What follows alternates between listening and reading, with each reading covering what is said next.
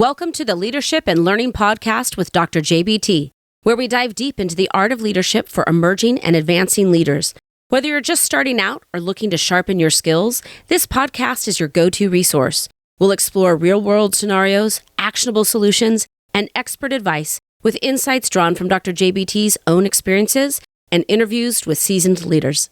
If you're serious about growing as a leader, you've come to the right place.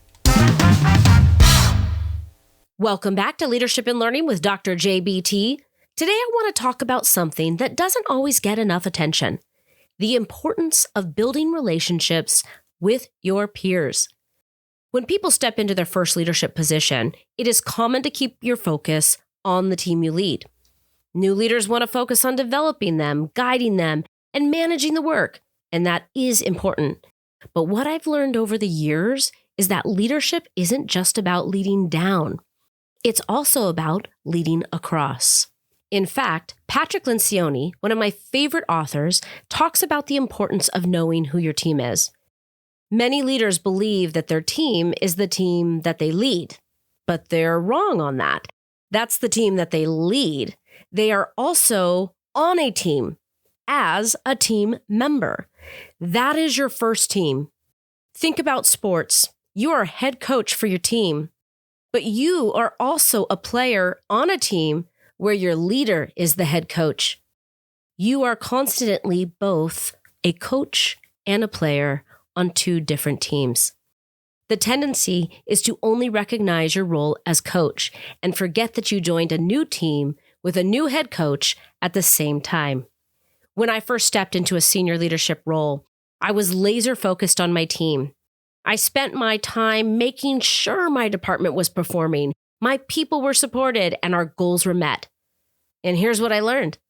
The higher you go, the less your success depends on your own team, and the more it depends on your ability to collaborate with your peers. You see, I realized I was spending more time with my peers in meetings, in planning sessions, in problem solving, than I was with my direct reports. And it hit me, if we're not aligned, if trust isn't there, if we're not communicating, it doesn't matter how strong my team is, we cannot win alone. Leadership at any level includes the need for lateral influence. The higher you go in leadership, the more important lateral influence becomes. It's about navigating shared resources, competing priorities, and overlapping goals without authority. You can't just direct a peer. You have to connect, influence, and build credibility. Let me say this again. You have no direct authority over your peer. And we all know this, but it's worth unpacking what it really means. Your peers have their own priorities that will often compete with yours.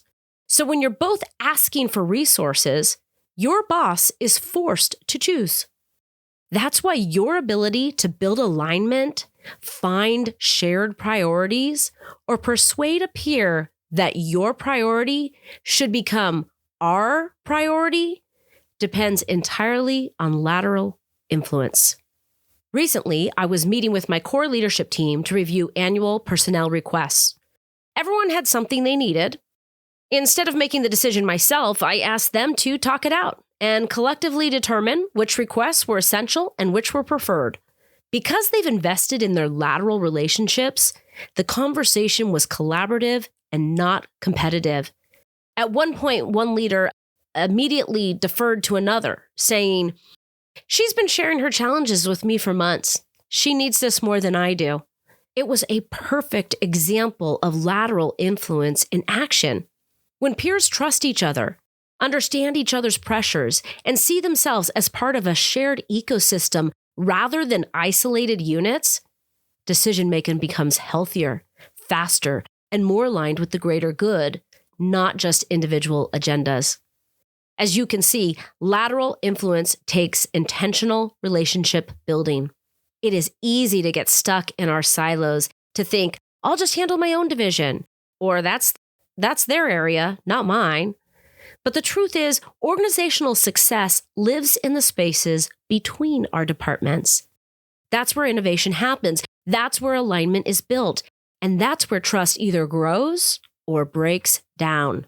So, if you are leading at any level, here are a few ways to strengthen your peer relationships. 1, be curious, not competitive. Don't just meet with peers when there's a problem. Ask about their goals, their challenges, their wins. Curiosity creates connection. If you want your peers to care about your needs, your priorities, and your concerns, then you need to care about theirs. What I appreciate about this approach is that you might find alignment here between your needs and theirs. Alignment is always a win. But if you don't go in with a curious attitude, you lose the ability to learn from the get-go.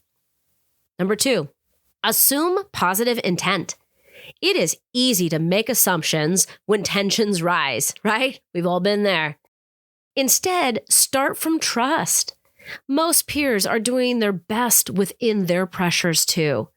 Call me naive, but I believe that most people have good intent. If I refer to my first point, then I recognize that their solutions, their ideas, their approach is coming through their perspective of trying to solve for their needs. It isn't bad intent against me and my team, but rather them leading their team well. Give people the benefit of the doubt. I have worked for years, and I rarely, and I mean rarely, does someone come to the table intentionally with bad motives, but rather it is about competing priorities, and all of these priorities are good. 3, share credit generously. When something succeeds, name the collaboration. People remember who recognizes them. This one builds partnership rather than competition. It shows that you can win together and highlights that you need them to succeed. That success is interdependent. Share the wins, own the loss. Number 4, create space to connect. Some of the best leadership work happens outside formal meetings. It's over coffee, in a hallway chat, or during a walk. Those moments build relational equity. I have a good friendship with my peers. We don't just talk about work. We talk about our families, our upcoming vacations, our hobbies. We care about each other for more than what we can just do for each other to help each other succeed. It's a real friendship. At this stage in my career, I can tell you, my peers are my greatest partners. We challenge each other, we balance each other, and we hold each other accountable.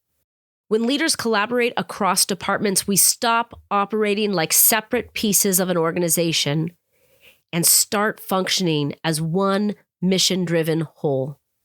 If you're listening today and thinking about your own leadership journey, ask yourself, who are my peers? Who are the key stakeholders? Who holds the positions that I need to partner with today? And am I building relationships across as intentionally as I build them down? Because when you do, you don't just strengthen your influence, you strengthen your entire organization. If this message resonated with you, share it with a colleague or peer.